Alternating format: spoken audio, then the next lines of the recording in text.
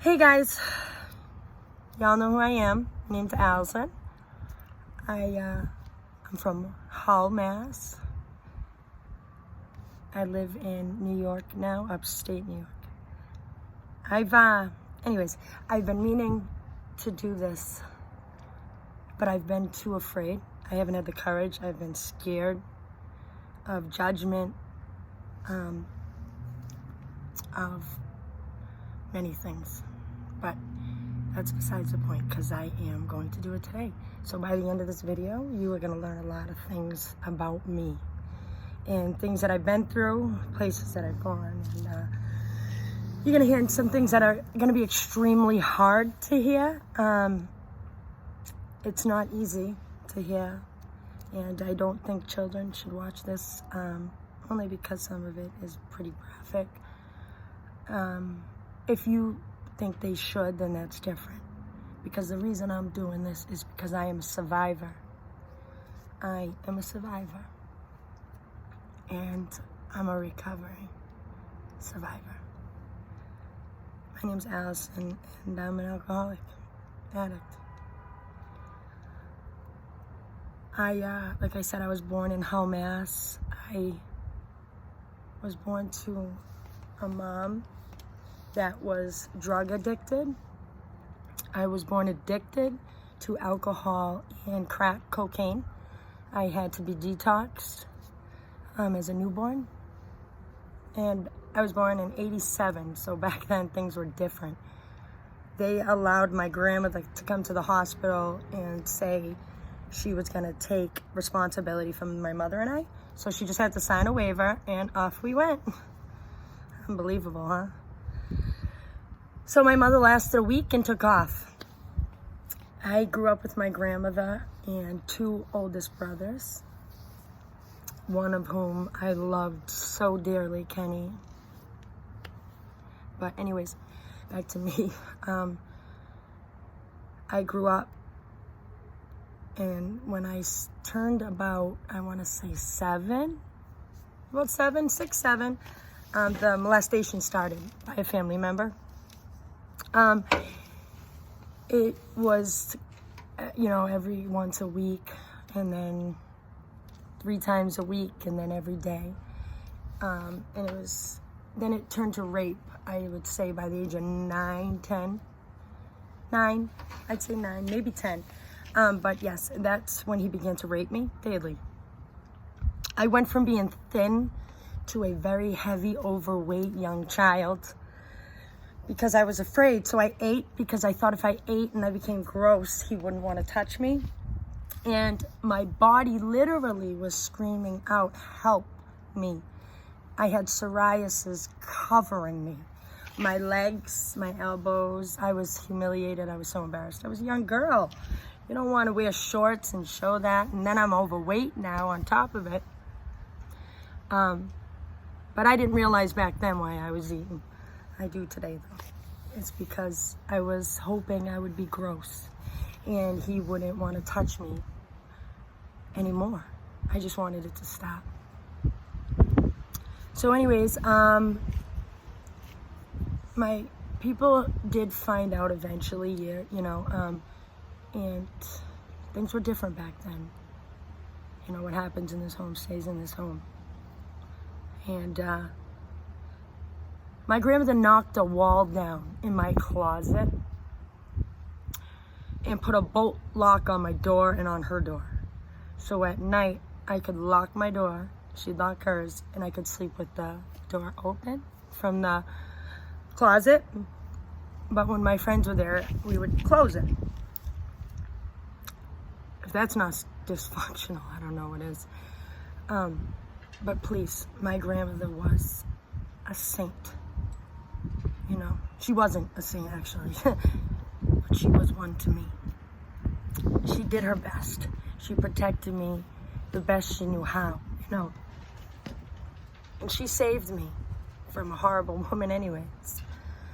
So I started, leaving. I ran away. I didn't want to be there no more. Not run away, but I'd go out and I'd leave and I'd stay out all night, stay out all weekend. And I made friends, and I became best friends with some people, and we just stayed together. You know, we were a family. That was my family, my friends. Excuse the smoking. This is very stressful. And I'm trying to quit. Forgive me. And then, so I would, let me just rewind a tiny bit, because I'd say around, my father was in federal prison my whole life. From I was like a couple months old until I was 12, he got out. And he too began to molest me.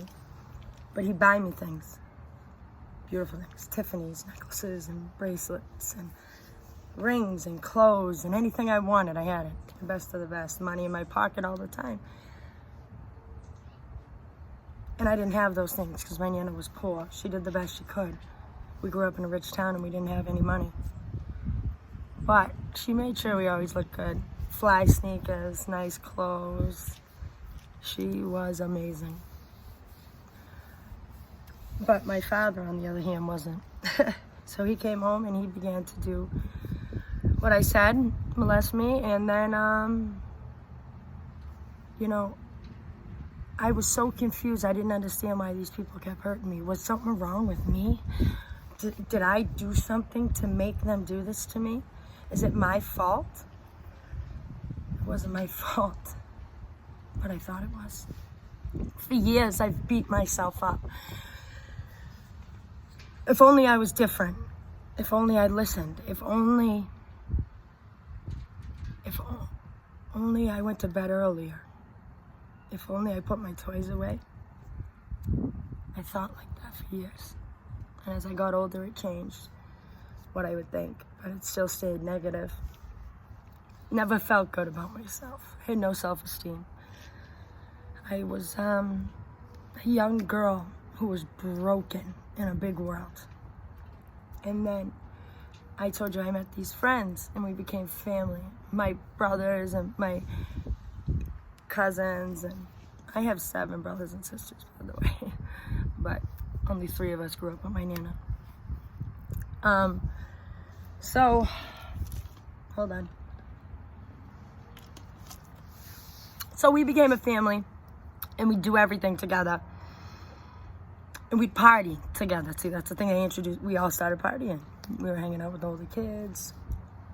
Like we weren't supposed to, so we were drinking, and then pills. The pills came in. The pills ruined my life. Because you know why? Those pills numbed me. Everything was better after I took them. I didn't have to feel anymore, and I felt so good about myself. I had confidence. I felt sexy, even though I was skinny and I looked like a walking skeleton. 5'9", wearing a size 01 is disgusting. But you couldn't tell me that back then, because I was young. I was 15, 16. All of a sudden, you know, I was thin, and then I was doing the pills. I became addicted already. I remember driving to South Boston with my birth mother and a couple other friends who are now deceased. May they rest in peace. Both of them, brother and sister, actually. And we went to Southie and we copped heroin. And I did heroin. And me and my mother fought over whose line was bigger. Tell me that ain't insanity. So anyways, hey guys, sorry. It got shut off somehow. I hit it. So anyways, like I said, if that's not dysfunction, I don't know what is. So like and the heroin was also introduced to me. My father went from just molesting me to raping me too. He took advantage of the fact that I was on drugs. 17-year-old girl strung out on drugs. And her father is buying them and raping her. Wow. I accepted it for a while, a little bit. I needed the drugs. And then my Nana got sick with cancer. I was 17. I lost the home I grew up in. I lost the woman that raised me. My whole world fell apart. You know, she's all I had. I mean, what was I gonna do? What was I gonna do now? I had to count on my aunt, you know, who is my Aunt Betty, I call Mom. She's been the only mom I have ever had. She has been there till this day, hands down, no matter what. Even if she's mad, she's been there. And I love her. So if it wasn't for her, I wouldn't even have known what a mom felt like. You know, my Nana was my Nana. You know, she was my mom, my dad, my Nana, my world. So it was just, that was different. Auntie is my ma. So my Nana gets sick with cancer, and I said she dies. What do I do now? Do I go live with my father? My Aunt Doris? Do I go up to New York? Actually, I first went and lived with my father. Yeah. I stayed there for a little while. I couldn't take it, though. It was just crazy and disgusting. And I lived it. So then I moved in with my Aunt Doris. I couldn't take it at my father's because he wouldn't stop. It was every day. Every day I had to do something. Every day. I have been so afraid to do this, to let anybody on Facebook know. You know, I'll talk about that at the end. So anyways, back to that. It was too, I couldn't handle it anymore. I just lost my grandmother. She just died. My best friend in the whole world. My house, it was gone. Everything was gone. It was taken, gone. Poof. What do I do? So I go with my aunt after. I was lost. I was a lost little girl. I didn't know where to go, what to do. I was scared. I was afraid. And all I knew was I didn't want to feel any of it. I didn't want to feel. So I did the drugs. You know, I moved in with my Aunt Doris, and then I eventually moved upstate New York with my Aunt Betty, my mom. So when I lived with my mom, things were good. Things got better. I went to rehab. I got sober. I was doing good for a while, and then I would relapse. It was like something that would happen continuously, or I'd be sober for some time because I'd take Suboxone or, something to help me, because I had been on drugs since I was 15. I didn't know how to live without them. I was so scared, but I didn't want them anymore.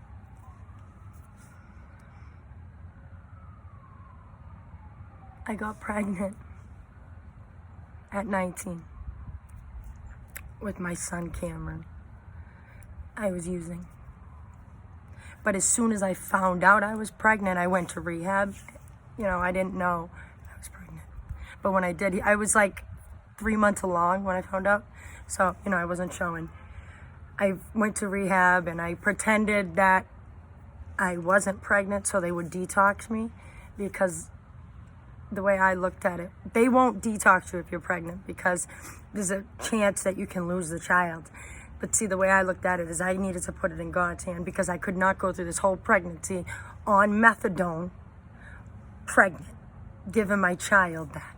Listen, I'm not hating on women that have done that. Please don't take this the wrong way. I'm just saying I couldn't. So I went to rehab and I did good. I got detoxed. My son they found out I was pregnant while I was in rehab. I told them because I got nervous after I detoxed. I was afraid. I didn't want to lose my baby. And so I told them. I just thought my kids were coming. Anyways. And he was fine, healthy, nothing was wrong. Thank God. And then I meet a woman. Yeah, I meet a woman in rehab. Yay, that always ends well. It's a rehab romance, yeah. Well, that rehab romance turned into 3 years of hell. I left rehab with her, relapsed. Didn't continue though, just relapsed, didn't continue. And then went to New York City. Now I'm in Brooklyn, pregnant, 19 years old, with a woman. In Sunset Park we were living. We lived with her mother. We moved in with her. Wait, no. Before that my mom let us move in with her.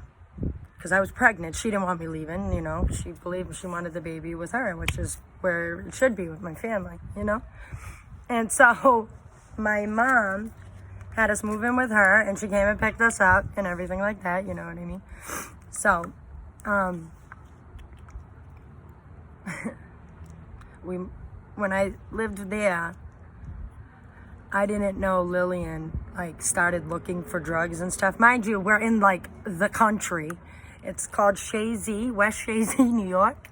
It's Boonville. I mean, you have to drive from house to house. You cannot walk. It was insane. I never lived in a place like that before.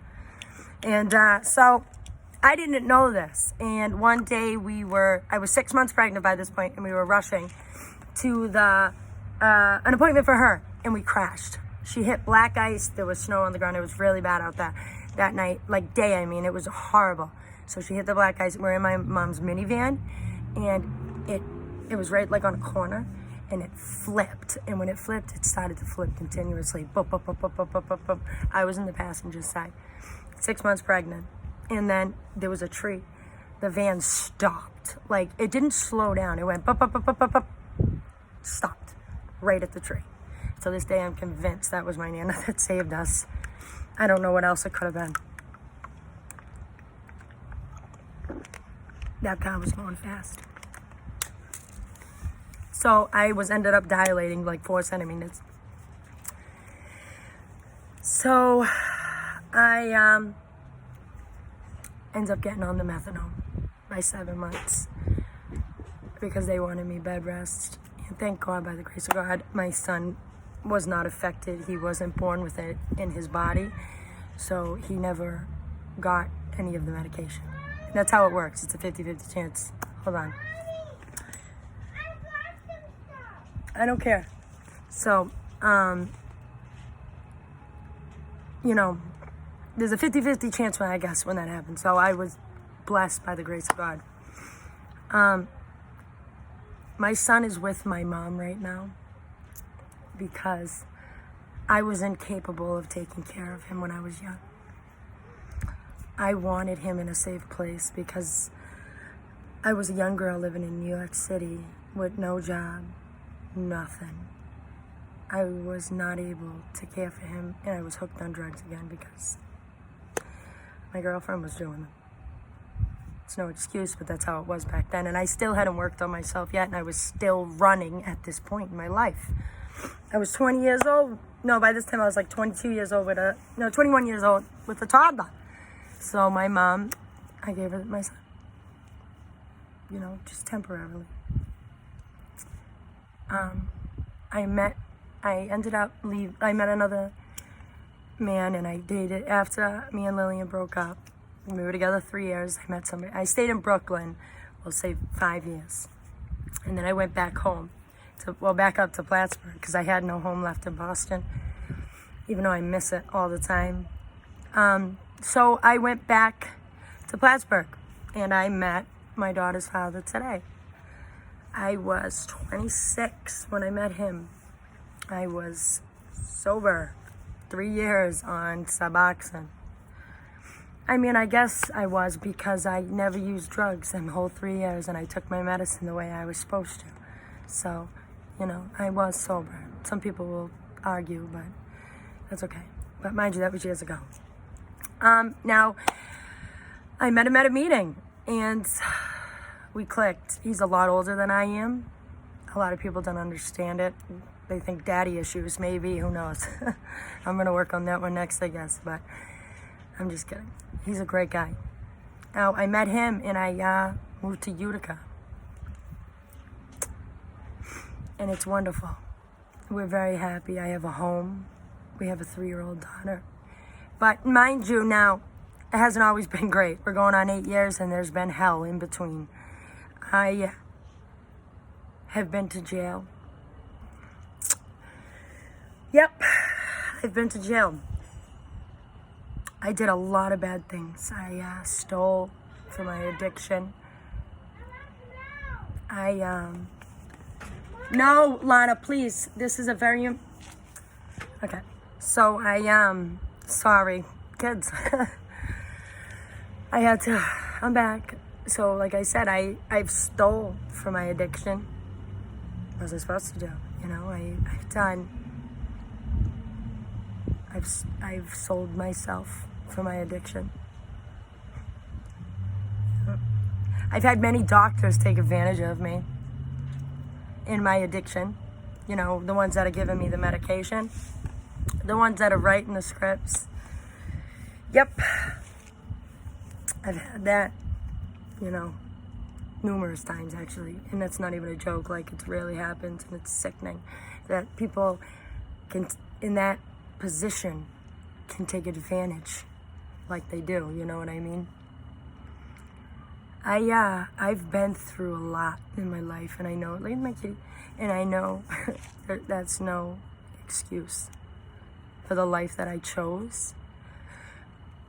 But I mean, I guess I never really chose it because it was put in my body as a newborn, you know, and it was in me. I had to be detoxed off of alcohol so I wouldn't die as an infant. A newborn baby. My brain was already wired to use drugs and alcohol. That choice was taken away from me. This needs to stop. The abuse needs to stop. So I did a lot of bad things. I've been to jail. I never thought I'd say this stuff on Facebook, but I'm saying this stuff because I need to say it. I need to save my life. I need to get better. I need to do this for me. And hopefully, if I can help somebody else relate or help somebody else know they're not alone, we are not alone. Most of us have been through this. It's really not that unheard of. That's the sad part. Just nothing's done. Nothing. Especially when you come from a family like mine. You know, lower class. Black, Spanish, white. We're not acceptable in a lot of places, you know. I love it. That's my family. They're me, you know. There's a couple of, you know, there might be one that I don't like. But that's it. The rest I do. And, you know, so I did these things, like I bought baby stuff for my son with a stolen credit card. I bought him clothes and diapers and food and toys and all these things. So they were, you know, they weren't really too bad on me. But that's just the beginning, you know. That was years and years and years ago. Now we're talking, you know, I'm 26. I'm with Bill. I'm living in Utica now. A year after we met, I moved to Utica. And we started to use drugs together. We relapsed together. I didn't have a daughter yet. He didn't have a child yet at this point, you know, because at this point, it was only the first year we were together, a year. So we relapsed, we started using drugs, you know, and he introduced me to crack cocaine. Never did that before, but now I did, and I loved it. But I had to do that with the other. I couldn't do one without the other. Mind you, the drinking was involved the whole time. And I'd live like a normal life in between this stuff, but not really. I thought I was. you know, because I didn't know what normal was. And then, you know, we did this off and on. That's when I ended up going to jail, because when I met Bill, I was on probation for the thing with I was on probation, I don't know. I think it was for the thing with my son, but that was years ago. So anyways, I tried to transfer the probation, and they wouldn't do it. And I couldn't understand. I mean, it's ridiculous. There was no reason. Like, it wasn't anything bad. It was like stealing. You know, that's the worst. It was.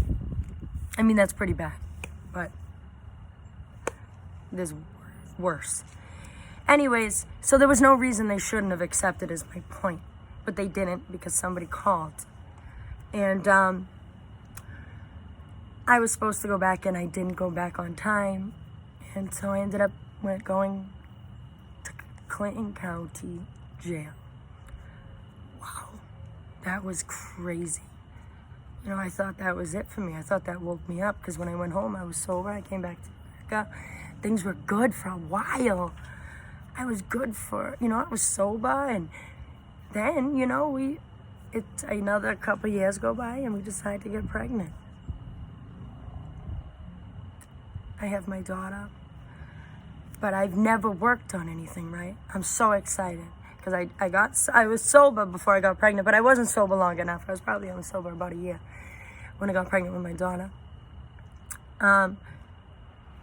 But thank God I was sober the whole pregnancy, everything. She was wonderful, strong, beautiful. You guys all see her. I put pictures up all the time. She's my miracle.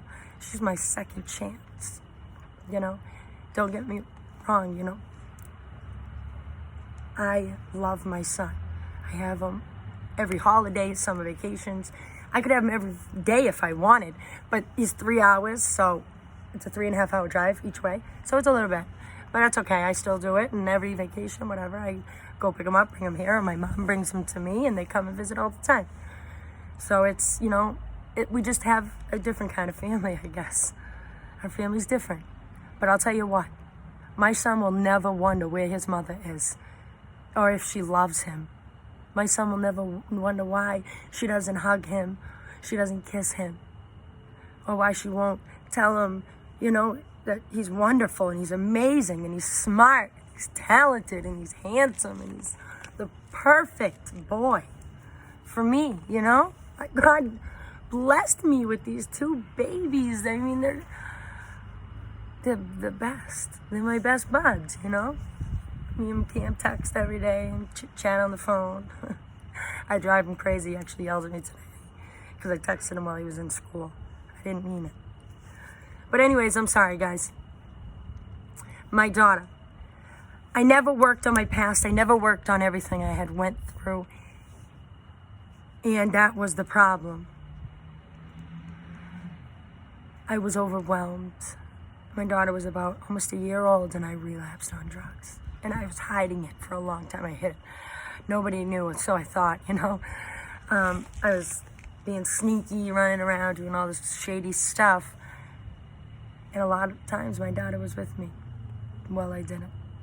I'm ashamed of what I've done. But what has woke me up was the day my daughter was with me and I died. I got high, picked her up, and was driving to the store, Bill's family store, antique shop. I was a light away. This was 15, almost 20 minutes later, and I overdosed and died. I drive a Standard, so I think that kept me awake. And I died.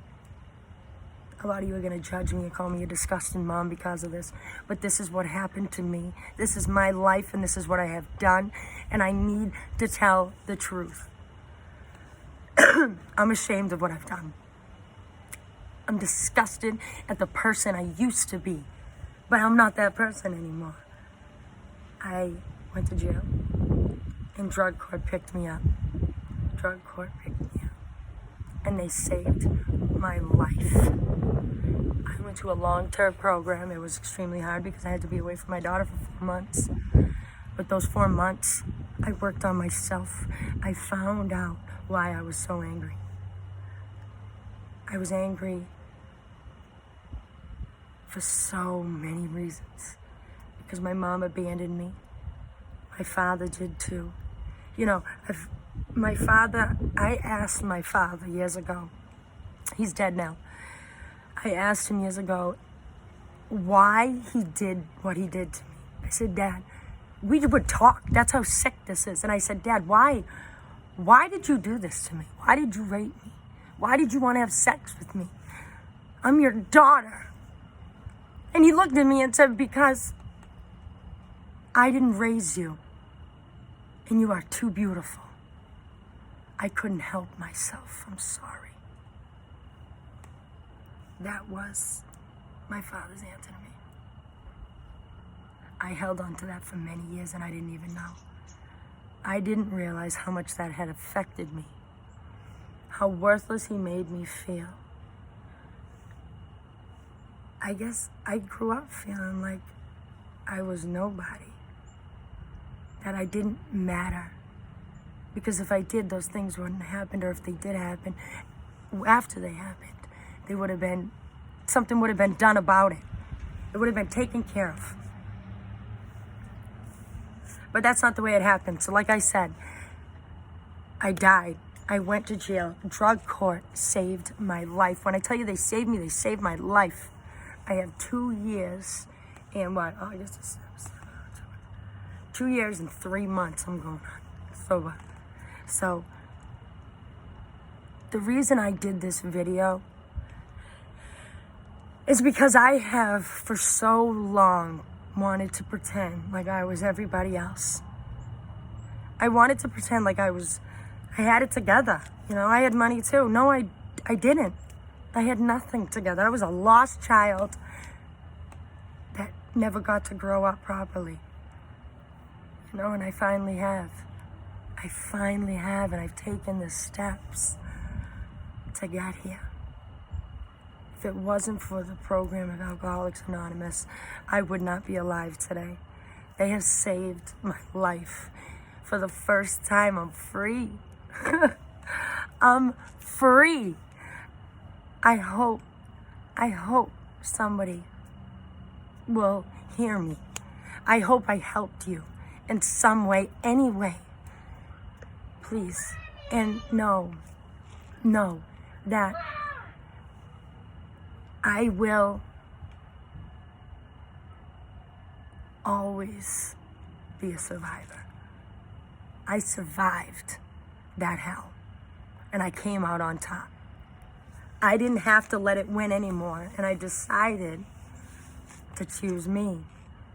I chose me. I'm worth it. Okay? I'm a mother today. I'm a girlfriend. You know? I'm a friend today. I have friends. I have people that rely on me and count on me. You know? I don't know if this is dumb that I'm doing this, if people aren't gonna... No one might even watch it. I don't know who's gonna watch it because it's extremely long. So if you do watch it, reach out. Talk to me, guys. All I want to do is help. If I've helped somebody today, I've done what I came to do. I don't know. If I should come back and tell you some more, I can. There's a whole lot more, but I don't know if anybody wants to actually see this stuff. So, I did this because I survived sexual abuse in alcohol and drug addiction. I have recovered. You can too. Thanks, guys.